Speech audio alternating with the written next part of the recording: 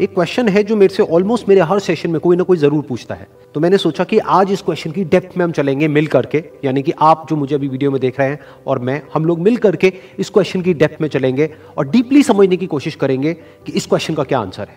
वो क्वेश्चन है कि हमेशा मोटिवेटेड कैसे रहे। तो इससे पहले कि इस क्वेश्चन की हम डेप्थ में चले, मैं आपको बताना चाहूंगा एक ऐसी स्टडी के बारे में जो बहुत ही इंटरेस्टिंग है। वो हुई थी कोलंबिया यूनिवर्सिटी में 1998 में। एक प्रोफेसर ने स्टडी को किया जिसमें कि बहुत सारे बच्चे थे जो कि सारे 5th स्टैंडर्ड के थे और उनको पजल्स थी बहुत तरह तरह की सॉल्व करने के लिए। उसमें से कुछ पजल्स बहुत ही मुश्किल थी, कुछ बहुत ही आसान थी। उसके बाद में जब उन बच्चों ने उन पजल्स को सॉल्व किया तो उसके बाद में सभी बच्चों को एक ही बात कही गई कि आपने बहुत अच्छा किया। बस यहां पर एक छोटा सा फर्क था। आधे बच्चों को उन्होंने कहा कि आपने इतना एक्स्ट्राऑर्डिनरी इसलिए परफॉर्म किया क्योंकि आप बहुत ही ज्यादा इंटेलिजेंट हो, और बाकी के जो आधे बच्चे थे उनको कहा गया कि आपने जो इतना एक्स्ट्राऑर्डिनरी परफॉर्म किया उसकी वजह थी आपका हार्ड वर्क। फिर उसके बाद में दोबारा से इन सब बच्चों को कुछ पजल्स दी गई सॉल्व करने के लिए, जिसमें से कुछ बहुत ही आसान थी और कुछ बहुत ही मुश्किल थी। अब यहां पर कुछ बहुत इंटरेस्टिंग निकल करके आया जो किसी ने एक्सपेक्ट भी नहीं किया था।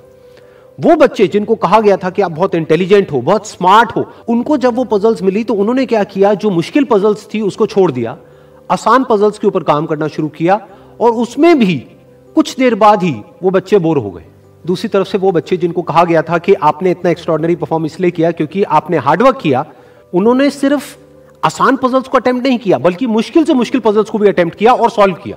फिर उसके बाद में जब ये पूरी स्टडी कंप्लीट हुई तो उन बच्चों से पूछा गया कि किसको ज्यादा मजा आया इसको करने में। तो वो बच्चे जिनको कहा गया था कि आप बहुत इंटेलिजेंट हो, उनको मजा नहीं आया, यानी कि वो मोटिवेटेड नहीं थे। और वो बच्चे जिनको कहा गया था कि जो भी आपने किया वो अपने हार्डवर्क की वजह से किया, उन्होंने ना सिर्फ अच्छा परफॉर्म किया बल्कि वो एंड तक मोटिवेटेड भी थे और उनको मजा भी आया। अब ये स्टडी जिसके बारे में मैंने अभी आप लोगों को बताया, ये इतनी इंटरेस्टिंग इसलिए है क्योंकि ये जिस तरीके से हम सोचते हैं, हमारे थॉट पैटर्न को चैलेंज करती है। हम क्या सोचते हैं कि अगर हम पेरेंट्स हैं या हम टीचर्स हैं और अपने बच्चों को हम बोलेंगे कि आप बहुत इंटेलिजेंट हो, आप बहुत स्मार्ट हो, तो वो अच्छा परफॉर्म करेंगे। लेकिन इस स्टडी में एग्जैक्ट उसका ऑपोजिट निकल करके आया है। तो इस स्टडी में जो फैक्ट्स रिवील हुए उसको समझने के लिए हमको एक कॉन्सेप्ट को समझना पड़ेगा, जिस कॉन्सेप्ट को कहा जाता है लोकस ऑफ कंट्रोल। हुआ क्या कि जिन बच्चों को कहा गया कि आप बहुत ही स्मार्ट हो, बहुत ही इंटेलिजेंट हो, उनका जो लोकस ऑफ कंट्रोल था वो उनके अंदर नहीं था, उनके बाहर था। लोकस का मतलब है सेंटर ऑफ कंट्रोल, मतलब कि अगर वो स्मार्ट है, अगर वो इंटेलिजेंट है तो इसमें उनका खुद का कोई रोल नहीं है, वो उनके कंट्रोल से बाहर है। दूसरी तरफ से जिन बच्चों को कहा गया कि जो भी आपने अचीव किया वो अपने हार्डवर्क की वजह से अचीव किया, उनका जो लोकस ऑफ कंट्रोल था वो उनके अंदर था, यानी कि हार्डवर्क पूरी तरह से उनके खुद के हाथ में था कि अब उनके ऊपर है कि वो कितना हार्डवर्क करते हैं। और ये सिर्फ इस स्टडी में निकल करके नहीं आया है, इस तरह की और भी बहुत सारी स्टडीज हुई हैं, बहुत सारी रिसर्चेस हुई हैं जहां पर एग्जैक्ट यही चीज निकल करके आई है कि अगर हम खुद को हमेशा मोटिवेटेड रखना चाहते हैं तो उसका सिर्फ एक तरीका है कि जो कंट्रोल है वो पूरी तरह से हमारे अपने हाथ में होना चाहिए।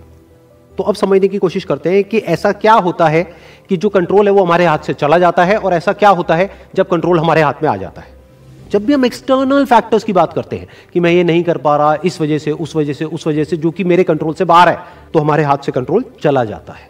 लेकिन जब हम बात करते हैं कि हम एग्जैक्टली क्या कर सकते हैं, जब हम अपनी कैपेबिलिटीज के बारे में बात करते हैं, तब कंट्रोल पूरी तरह से हमारे हाथ में आ जाता है। जब हमारा फोकस उन रीजंस पे नहीं होता है जिनकी वजह से हम वो नहीं कर सकते जो हम करना चाहते हैं, बल्कि उस जगह पर होता है कि जिस वजह से हम वो कर सकते हैं जो हम करना चाहते हैं, तब हम अंदर से मोटिवेटेड होते हैं।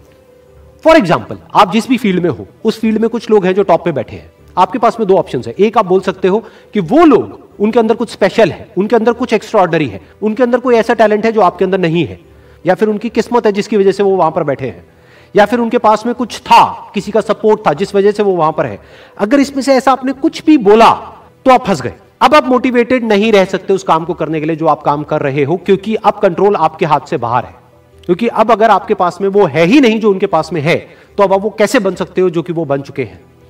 लेकिन अगर आप ये बोलते हो कि जिस भी फील्ड में आप हो, उस फील्ड में जो भी टॉप पे बैठे हैं वो वहां पर है अपने हार्डवर्क की वजह से, अपने स्मार्ट वर्क की वजह से, या जो कुछ भी उन्होंने किया, जो कुछ भी उन्होंने सीखा उसकी वजह से, तो अगर वो कर सकते हैं तो मैं भी कर सकता हूं। उन्होंने भी मेरी ही तरह एक ना एक दिन कहीं ना कहीं से शुरुआत करी थी, जहां से कि आज मैं शुरुआत कर रहा हूं। तो मुझ में और उनमें अगर कोई फर्क है तो वो सिर्फ एक है, वो है टाइम का, कि आने वाले 10 साल बाद या 20 साल बाद मैं भी उन्हीं की जगह पर हो सकता हूं या उनसे भी आगे हो सकता हूं जहां पर आज वो है।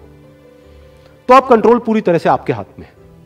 तो हमारे पास में हमेशा ये दो ऑप्शंस होते हैं, एक कि हम कंट्रोल को अपने हाथ से छोड़ दें और दूसरा कि कंट्रोल हम पूरी तरीके से अपने हाथ में ले लें।